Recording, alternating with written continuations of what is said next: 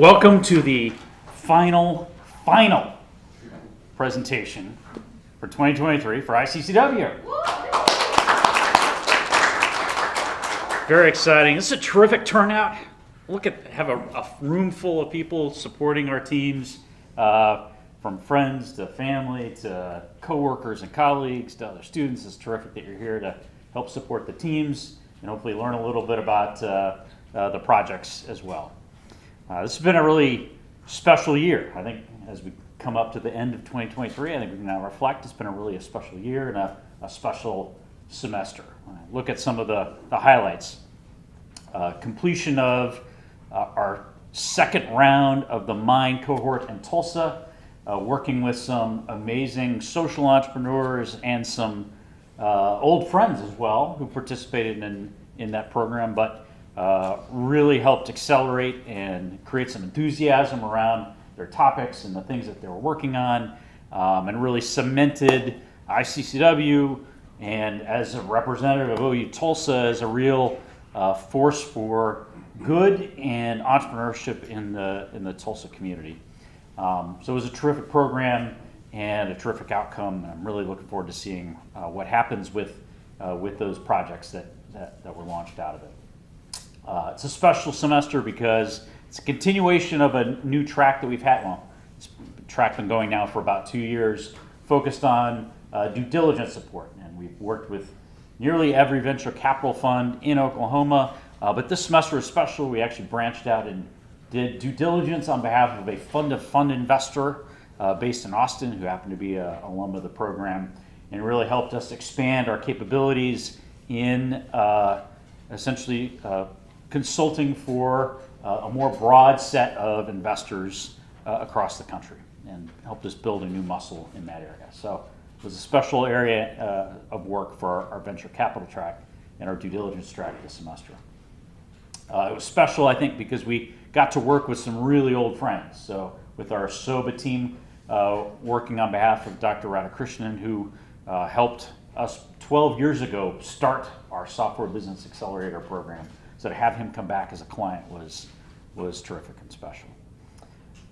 It was special because our Oklahoma City team also got to work with a longtime friend, Dr. Carol Curtis, who's been involved with our program as a mentor and involved with many of our students for over a decade as well. It was awesome to do finally a project to support her ambitions as well with her new company. So lots of special things happened this semester that I think we all should be proud of, and have helped us cement some old relationships, build some new ones, and build some new skills in the process.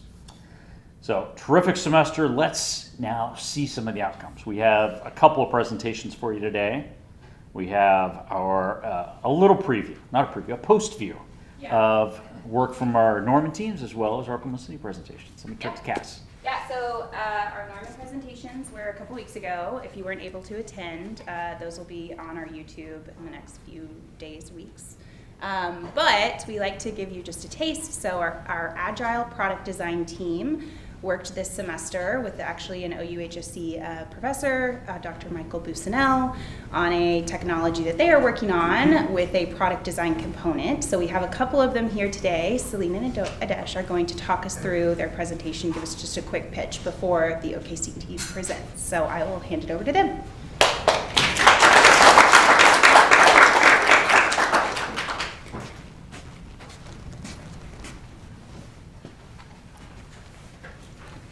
Good afternoon, everyone. My name is Selim Polepole. I'm Badish Boor.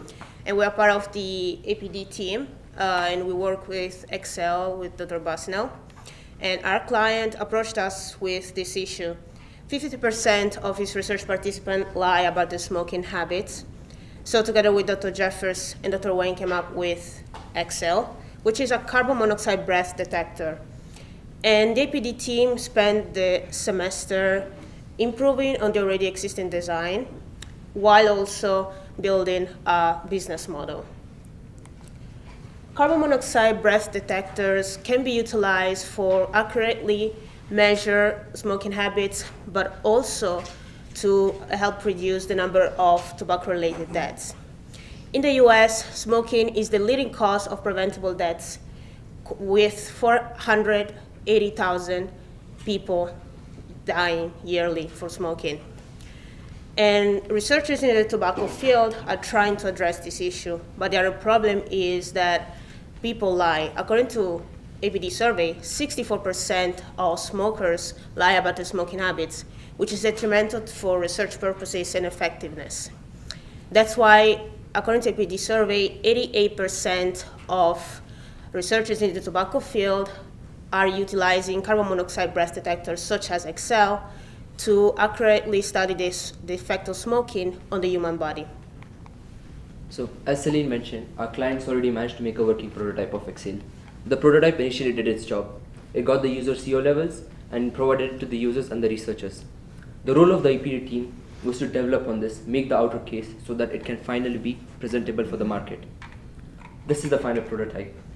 Through the process of iterative design, the team managed to make a prototype that addresses all the flaws of the initial prototype while having a cost-efficient and a simple design. So it's a 3-part design. 2 of them are body parts and 1 is the mouthpiece. The way user uses it is the user flips open the mouthpiece. There's a slot for push button. They start the sensor, blow into the mouthpiece, then the air from mouthpiece goes to the sensor and comes out from the air outlet at the back. And then the user can carry it either as a keychain or they can carry it in their pockets. So this is a really compact design that the team managed to work on. And the team decided to go with the shades, like for colors, team decided to go with white and blue because these shades are actually used in a lot of the medical devices and are colors that don't stand out too much. Excel will potentially sell to 738 researchers in the tobacco field with a potential market of $7.7 million. And tobacco researchers in the US are around 5,000, and 838 are funded by NIH. Few assumptions were made in the market analysis. The first one, 88% of tobacco researchers that are funded by NIH, are available to purchase a new device. Secondly, each research conducts roughly two studies per year, with 70 participants each. And lastly, the price point for a device was assumed to be $74.99. So with a price point of $74.99 and the projected cost of $16.25, Excel will make a profit of $58.74 per unit. And to actually manufacture this, Excel is going to outsource the manufacturing to a third party. So they'll manufacture the outer casing and the electronic chip, and then ship the parts to Excel, where the in-house assembly will take place and quality control and all the checks. Once everything is completed, then Excel will ship out all these products to the researchers that place the orders accordingly. And then the researchers will hand out these devices to the users or patients. And once the users are done using this, they'll provide feedback to Excel, and Excel will improve upon it and then start the whole loop once again. Next. Yeah. So Excel will see a steady growth in the revenue, which will always surpass its cost, and it'll give a profit of over $840,000 over the period of 5 years, with over 27,300 units sold. And it was assumed that Excel will also have an annual sales growth of 5% per year, because this is also this compares with the annual growth rate of most of the medical devices out there in the market. As you can see on the graph, the orange part shows the revenue and the blue part is the projected expenses. And the revenue always surpasses the expenses. So the projected cost covers almost all the expenses that are considered in this, including the manufacturing, the shipping, FDA approvals, the patenting, and then all the warehouse and utility costs. It also considers the marketing and advertisement so that Excel can stay in the market for a long period of time. And that concludes our presentation. Thank you. If you have any You guys can sit down. If you want to ask questions to them at the end of the presentation, that's fine, but we won't be doing a formal Q&A. So next, You want to test your CO2. yeah, that's true. You can look at the prototype as well. Okay, so now for our Oklahoma City team, and first I'll introduce the team leader this semester, which is Blake Winchester, to talk a little bit about what they've been up to.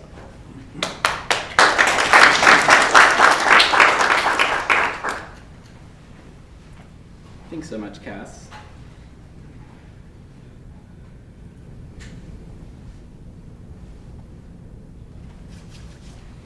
All right. Thank you, everybody, for coming today. I really appreciate you coming out to see my team's work. They have done a lot of work this semester, and I'm so ready for them to showcase it, and I'm really proud of them. I wanted to first start off by thanking the I-CCEW staff. Thanks so much for letting me lead this team and just always critiquing our work and helping us be better every day. Thanks so much to Carol for giving us this project. I learned a lot in it, and I know the team learned even more.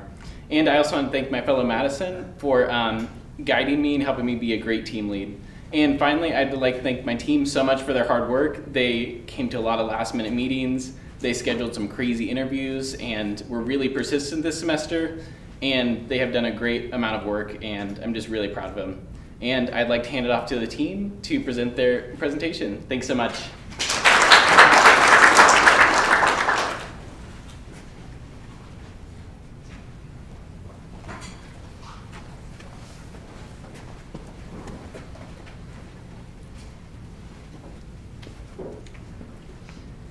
Hi everyone, thank you so much for coming. First of all, thanks to Carol for giving us the opportunity to working on this amazing project. My name is Nishant Alawat and I'm a second year MBA plus MIT student specializing in finance. My name is Justina Obuchak and I'm a fifth year at the Department of Microbiology and Immunology at OUHSC. And I'm Marta Chaliki. I'm a fifth year PhD student at the Department of Pathology. And I'm Martin Gonzalez, second year MBA student specializing in finance. 1 in 9 women in US and around 190 million women of reproductive age worldwide suffer from endometriosis disease, and there's no cure of it. 30 to 50% of endometriosis patients suffer from infertility problem, and the economic cost of this condition on US alone is estimated to be about 78 to 120 billion annually. We have conducted 15 interviews with doctors, patients, and researchers to further gain insight into this problem, and we have found that a major reason for this problem is the lack of underfunding of research in this area, and that from onset it takes about 8 years onset of the symptoms to get a diagnosis of it, and even then the treatment is generally hormonal based. This is where Cadenza Bio comes in, as Cadenza Bio drug concept indicate that it can be the first non-hormonal treatment with no infertility problem and limited side effects. And we have estimated from our secondary research that it can treat 80 to 85% of the market right now. We have developed a business model for Cadenza Bio with a possible licensing exit after the phase 2 of clinical trial with a valuation of 864 million, giving the VC funding a return of 21x and an after-tax profit of about $14.1 billion for the drug patent life of 20 years. Now we're going to look more into the problem. So endometriosis is a condition where endometrial-like tissue grows outside the uterus, and that can cause chronic pain, heavy periods, and infertility. And even though you might think that it's not such a common disorder, it has occurrence rate as prevalent as diabetes type 2 in global population, with a difference that it takes almost 8 years to diagnose. It's the most common among women between their 30s and 40s, with only 60% of cure rate and reoccurrence of a disease in 1/4 of the patients. On top of that, endometriosis can cause fertility in 30 to almost 50% of patients battling that condition. One of our patients that we interview said that she has fear to step out from current treatment to start to conceive, because all that pain and the decrease in the quality of life can come back. And this is where Cadenza Bio step in and shows their commitment, dedication to improve treatment choices for patients battling endometriosis. Their pipeline include the innovative small orally administered drug that show efficacy in vivo model of endometriosis and is currently during the preclinical stage of development, and they are willing to enter the phase 2. So what is so special about the Cadenza Bio drug? Well, it's a non-steroid specific agonist of estrogen receptor beta. And let's break down this definition. Estrogen receptors are a protein within the cells that bind to the hormone called estrogen. There are two main types of estrogen receptors, estrogen receptor alpha and estrogen receptor beta. In this context, Chloroidazole is a specific agonist of estrogen receptor beta, and that activation results in reduction of chronic inflammation in the site of endometrium, which is the main reason of the pain that patients suffer from. Additionally, activation of estrogen receptor beta was shown to prevent and preserve endometrium, and it has the direct impact on lesion formation. And because chloroidazole is a specific agonist of estrogen receptor beta, it allowing for a normal biological activity of estrogen receptor alpha, therefore is reducing the difficulties in conceiving. And Cadenza Bio drug does not affect the fertility because it's not another steroid drug like currently used for treating endometriosis. So it's not another hormone like progesterone. So therefore, even though the overall estrogen production in ovary is reduced, there is no effect on the hormonal balance in endometrium tissue. So now when we better understand the technology behind the Cadenza Bio drug, let's look on possible problems that they might face trying to enter the market. So we mainly focus on 3 problems that Cadenza Bio will face while entering this endometriosis market. The first one being the competitors out there. From our research, we identified 5 competitors that are also working on non-hormonal treatments. How Cadenza Bio can have competitive advantage over these competitors would be to focus on generating data that will show the effect of their drug, having a dual effect of both suppressing and reversing the endometrial lesions. The second problem would be to acquire the necessary funding. In order to complete up to phase 2 clinical trials, Cadenza Bio would require $42 million. To do so, they can use a viable commercialization plan and use it in order to acquire findings both by VCs and federal grants. The third problem is to find a strategic exit. It's very challenging for a smaller startup pharmaceutical company to take on phase 3 clinical trials because it would require substantial amounts of funds. We calculated that they would need about $200 million. And so in order to do that, they would have to find collaborators. So the best plan for Cadenza Bio would be to exit after phase 2 clinical trials. The valuation for this company is $864 million. That would actually generate 21x back to their investors. Now that we've seen what are some of the problems that they might face by entering the market, let's focus on the market and where exactly Cadenza Bio is targeting. Yep, so the ideal market for Cadenza Bio is going to be the United States, with a target audience of about 6 million women who are affected by endometriosis. Now, later on, I'll be discussing why the United States and if there is any global opportunities for them to expand to, but let's focus on the United States. So currently, right now, they're estimated to be about 18 million women who are affected by endometriosis. Now, breaking that down between stages 1 through 4, stage 1 being the mild cases, and then stage 4 being severe. Now, Cadenza Bio will be targeting women who are in between stages 1 through 3. Now, from those women in those stages, we can be able to see that there's 2 different lines of treatments. First line treatment is going to be, for example, painkillers, over-the-counter drugs. Second line is going to be the GRNH treatment, so prescribed drugs that is given out to patients on dealing with more of the severe side effects of endo. Now, this is going to be where Cadenza Bio will be targeting women who are seeking second line treatments, because about roughly 1 to 3 patients are seeking actively of that second line treatment that I mentioned earlier. Now, because of that, this is going to be giving an opportunity for them to offer an alternative solution. And yearly, per patient, the patients experience roughly about $28,000 of a direct and indirect economic burden. Direct is going to be, for example, going to the hospital, prescribed drugs. Indirect is going to be of the patients, experiencing the severe pain, loss of productivity, not being able to go to their everyday jobs. Just due to that, they're already experiencing this economic burden, so this offers a second benefit for Cadenza Bio to fill that gap. Now, we looked at the United States. Why the United States? So globally, the pharmaceutical industry, majority of it is in the United States, about roughly 43% in comparison to the rest of the world combined. So the United States offers a huge opportunity for Cadenza Bio to target. Now, the global opportunities, kind of breaking it down per region of women who have experienced endometriosis, the highest is going to be Asia Pacific region. They hold a huge majority of it, but also they have the highest expected growth rate, about 14.8%. And this is going to continue to increase in the endometriosis market in a global scale. And then a third opportunity would be Western Europe, for example, the UK, and Australia, because they offer a huge amount of funding, research for endometriosis, so they're already spreading the awareness of what this disease is, and for women to be able to see actively treatments. And so this is a good opportunity for Cadence Bio to help look into it.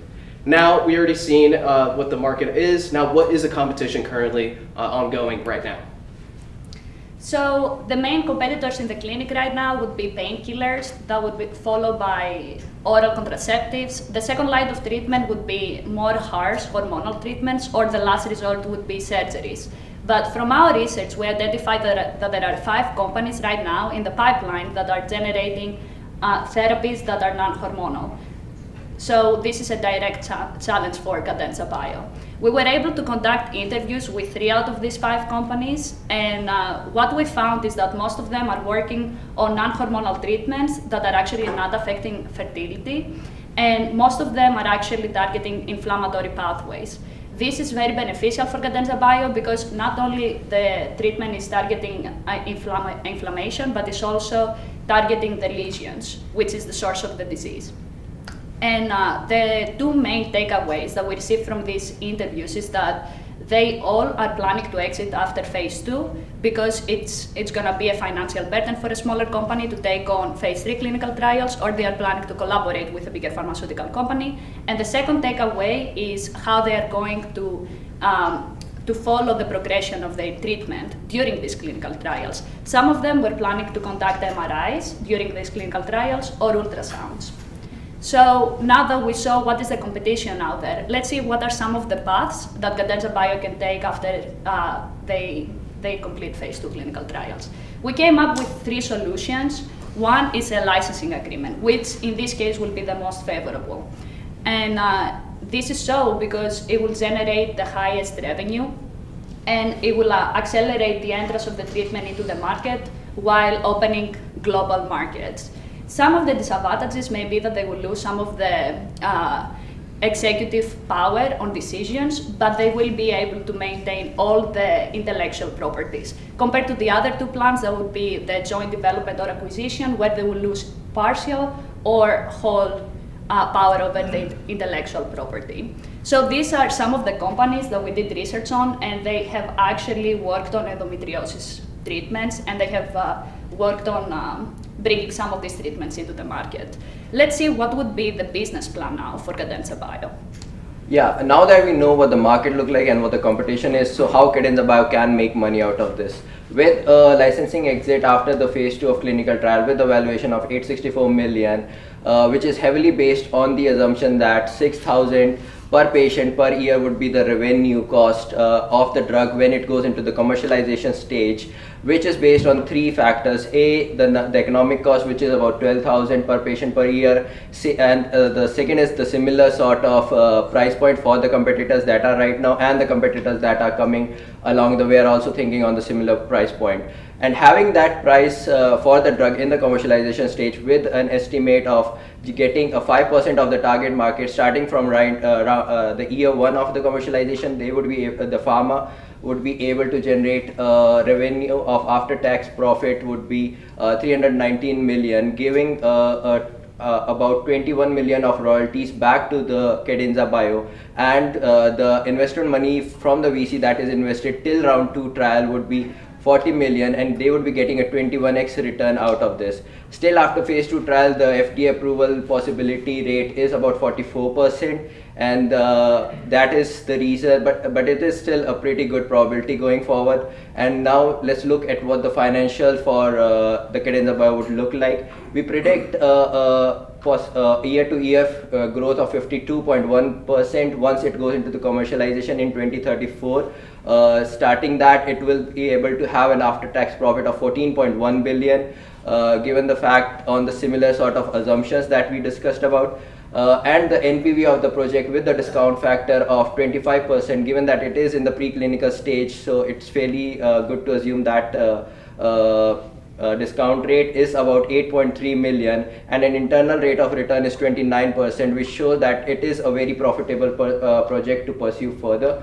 And the probability at the end of getting an FDA approval is still 5.3%, but we have done all the stress test on that to show that it is a good project to pursue further. And now we're gonna see what the next step for Cadenza Bio is gonna look like. So moving forward for Cadenza Bio is first going to be gauging the interest from the pharmaceutical companies. You want to be able to build a relationship, especially later down if the strategy is exiting or license agreements, you want to start that as soon as possible. Then following from that would be completing of the pre-clinical trials and then securing funding for the phase 1. So we estimate about the total funding to be roughly about $2.4 million with a completion date about 2026. And then following from that would be continue to gauge that interest from the pharmaceutical companies, completion of the phase 1 clinical trials, and then secure funding for phase 2, which we estimate about the funding to be roughly $10 million. Completion date for that going to be 2028. And then finally is looking in the strategy, so entering in a licensing agreement with the pharmaceutical companies, and then also completion of the phase 2 clinical trials, and then preparing for phase 3 clinical trials. So in this stage, we plan on an estimated total funding, roughly about $30 million, and completion date of 2030. Thank you guys so much for listening. It was a pleasure being able to present this, and we want to thank Carol again for giving us this opportunity. If you have any questions, feel free to ask us, but other than that, thank you guys so much for listening.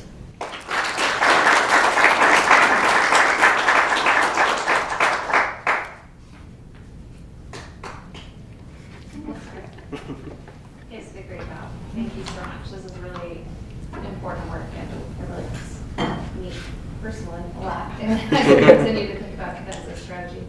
I was curious on the market sizing slide, the numbers that you used on the pie charts, I'm not sure if they're dollars or they're individuals. So like 9.95 million stage 1, how does that relate to the 5.8 million women US? So it's reflection of the population of women. So The total population? correct. Yes, this is population. This is Okay. population. Since it's really hard to get an estimate, especially women who are diagnosed, just due to that fact of the 8 years to be diagnosed. But just from 11% of the United States, women who have endometriosis, looking at the diagnosed stage, and then breaking it down to stages to the treatments. Okay, Mhm. great.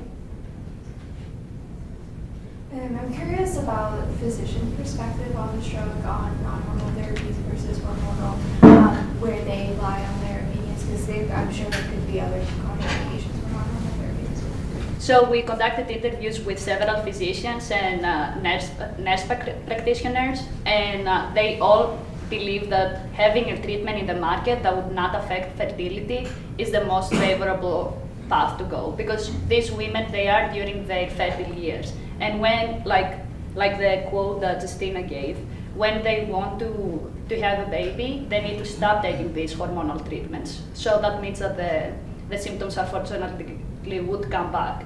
Actually, we had an interview with one patient that she tried to have a baby for 9 years, doing all kinds of treatments, and that was also a financial burden, because for these treatments your insurance is not paying. And so most of the doctors out there, they know what are the main issues when it comes to treating endometriosis, and they believe that having a treatment that would not affect fertility but also reduce inflammation and target the lesions would be the most favorable treatment.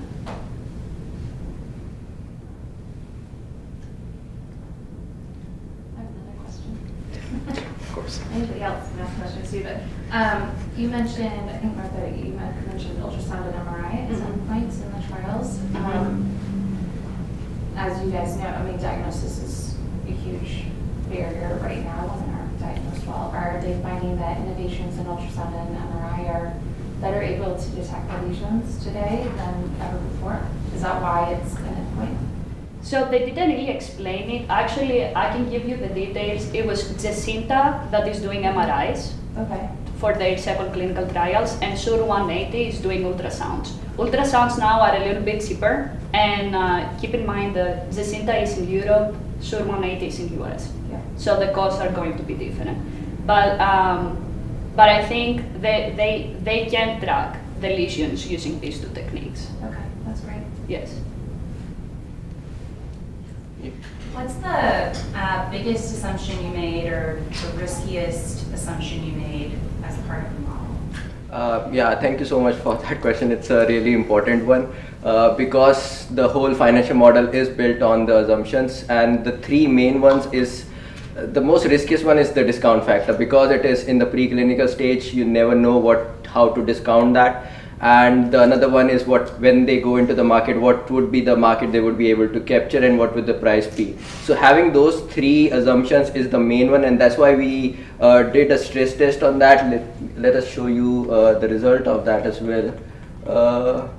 Yeah, this is the scenario based on the assumption. As you can see, of the right at the top is the discount rate, and how the net present value for Cadenza Bio changes based on those variables for the assumption.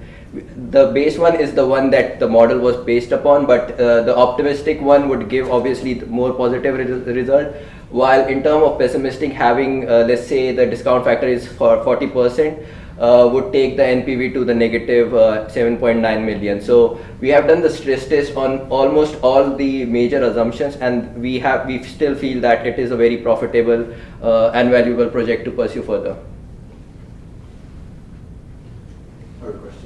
First of all, I'm blown away. This is awesome. Thank you guys. I think you said something about everyone exiting by phase 2, right? I wanted to know, like, who is in phase 3 basically, like in the market? Is there anyone in phase 3 right now actually? Like, who goes to phase 3 then? Or, I mean, what happens after phase 2 basically? Not just for Cadenza Bio, but like for other people, what happens after phase 2 then? So most of the companies that are actually getting acquired, or they go into joint development agreements or the licensing agreements, they are smaller biotech companies that don't have the personnel or they don't have the tools to recruit the amount of patients that a phase 3 trial would require or the amount of funds. So they either get absorbed or they collaborate with larger pharmaceutical companies that have these sources and they can support a bigger project such as this. Just to add to that, I think Jacinta was the only company as an alternative who was thinking if they were not able to get the valuation at the exit of round 2, they might go the round 3 clinical trial themselves, but for that they were thinking of going the IPO route, which means that they would have to dilute heavily on it. And we did the same for Cadenza Bio as well. To raise the 200 million, they would have to dilute about 38% of their equity shares. Actually, the reason I asked the question is because I wanted to understand who your competitors are really. Because if there are phase 2 people, then you're looking at just stopping at phase 2, right? But if people actually go to like phase 3, then your competition actually lies in phase 3 because this is actually your market, right? So that's the reason I asked the question. But yeah, that's awesome. Thank you so much. So out of these 5 competitors that we showed, Forendo has been already acquired by a larger pharmaceutical company. Sur 180 that we conducted an interview with us, they are talking with the same actual company to get acquired. And then most of the other ones, we found out that they are planning as well to exit or have a plan after phase 2 because they are all small companies. Yeah. Maybe one more question. Won't take the last question I have to. But I was wondering, what are those key values or what are some key characteristics when choosing a partnering organization or a company to acquire Cadenza Bio? We are looking into companies that care about women's health, that will generate therapies that will be affordable for women. So these were the biggest values when we were looking into the competitor companies. Okay. Thank you, guys.